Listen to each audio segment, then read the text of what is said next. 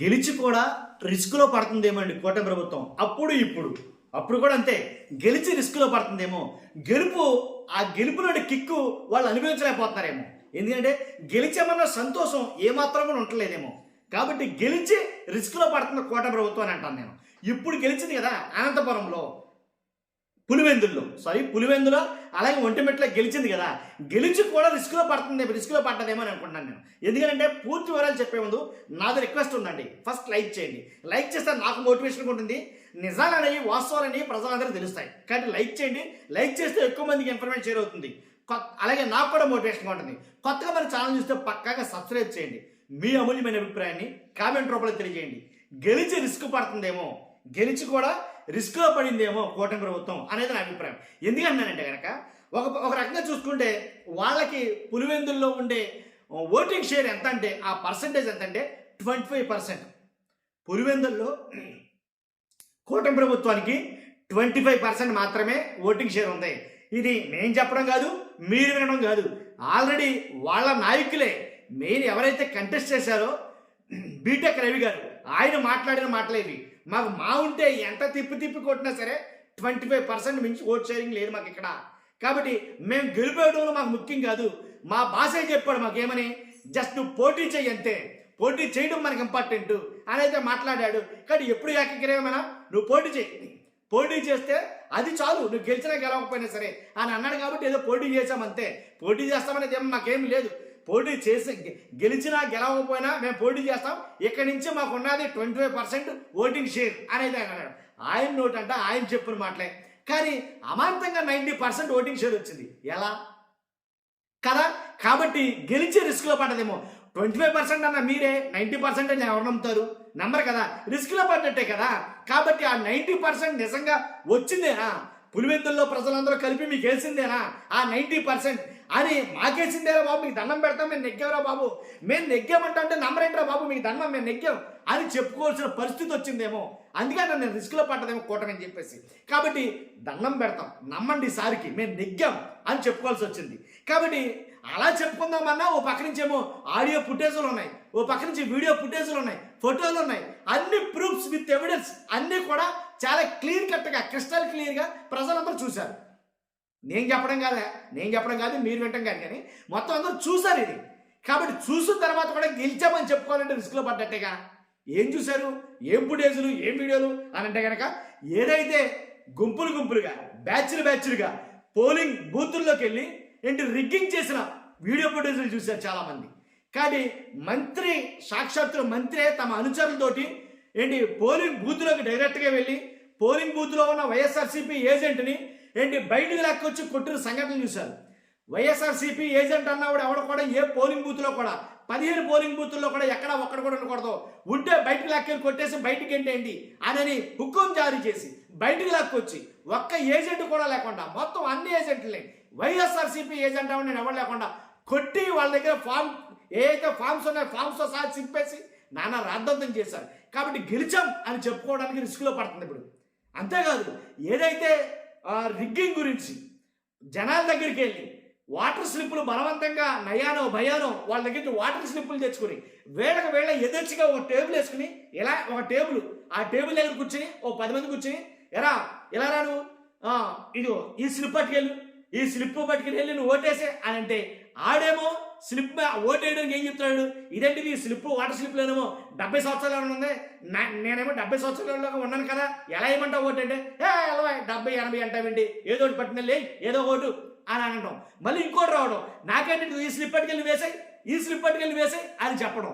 రాష్ట్ర ప్రజలందరూ చూశారు, మీరు నేను కాదు, రాష్ట్ర ప్రజలందరూ చూశారు. మరి గెలిచిన తర్వాత కూడా రిస్క్లో పట్టమంటే ఇదేనేమో. ఆ గెలుపుని ఆనందించలేకపోవడం, ఆ గెలుపుని ఆస్వాదించలేకపోవడం. అంతేకాదు, ఏదైతే ఆడియో కాదు వాళ్ళే మాట్లాడేసుకున్నారాయే. ఎవడైతే ఓట్లేశాడో, రే మనం బాసు నేను ఖచ్చితంగా ఒక్కొక్కడు మనోడు ఒక్కో 10 ఓట్లు చొప్పున వేశారు అని వాళ్ళే ఆడియో కాల్ బయటకు వస్తే ఏం మాట్లాడాలో తెలీదు నాయకుడికి. ఒక ఎమ్మెల్యే అయితే కనీసం 10 వాహనాల్లో జనాన్ని మంది మర్మాన్ని తీసుకుని వెళ్ళి వాళ్ళందరూ కూడా ఒక్కో పోలింగ్ బూత్ కాడ ఒక 10 మందిని కాడ దించి ఎవడి ఇష్టాసారం రాజ్యంగా వాళ్ళైతే కనుక ప్రవర్తించడం జరిగింది.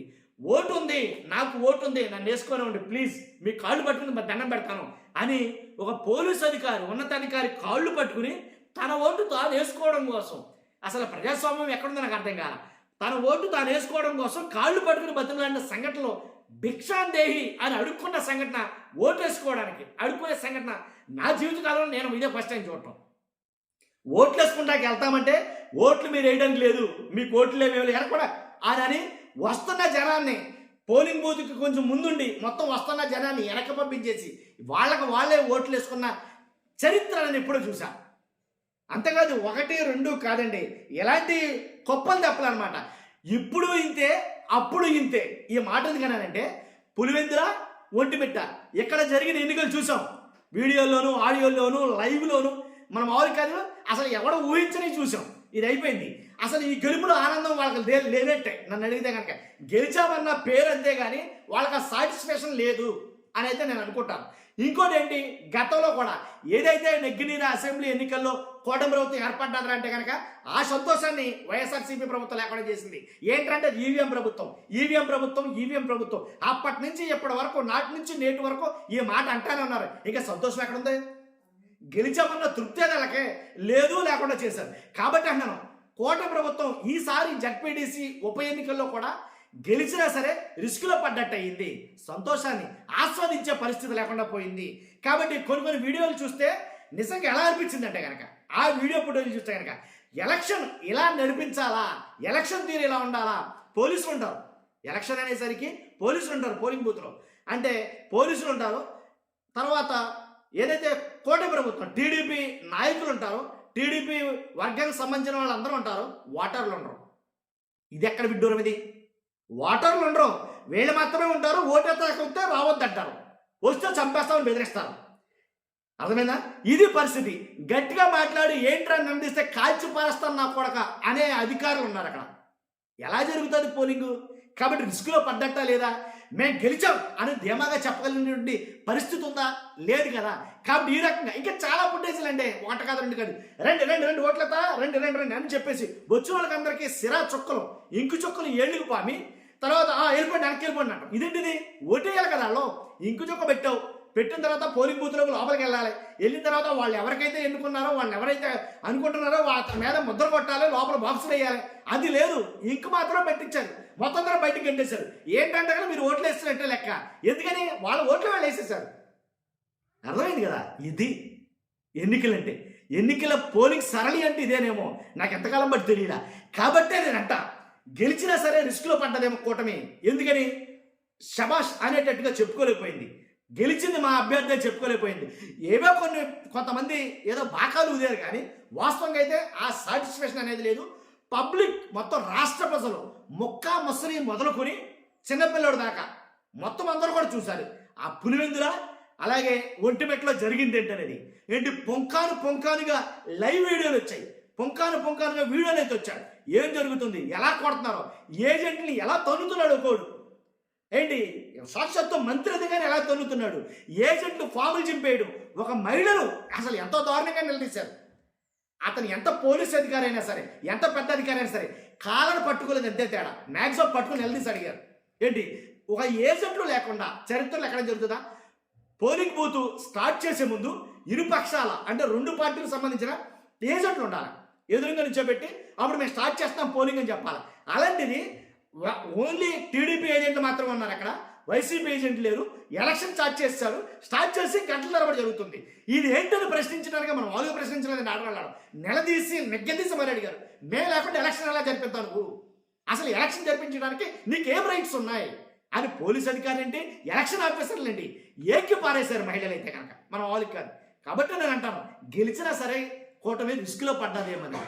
కాబట్టి 1, 2 కాదు, ఇలా కొన్ని వందల సంఘటనలు అయితే కనుక జరిగాయి పులివెందుల ఒంటిమిట్ట ఎలక్షన్లో.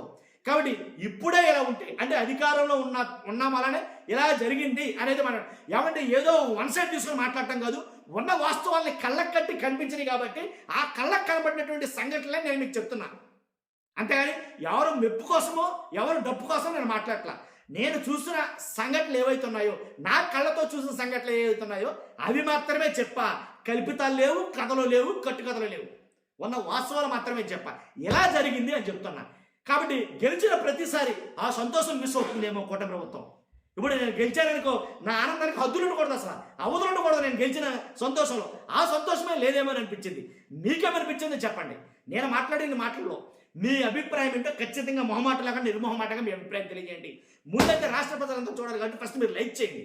మీరు లైక్ చేస్తే ఎక్కువ మందికి ఇన్ఫర్మేషన్ షేర్ అవుతుంది. కొత్తగా మన ఛానల్ ఇస్తే పక్కాగా సబ్స్క్రైబ్ చేయండి. మీ అమూల్యమైన అభిప్రాయాన్ని కామెంట్ రూపంలో తెలియజేయండి. Thank you very much.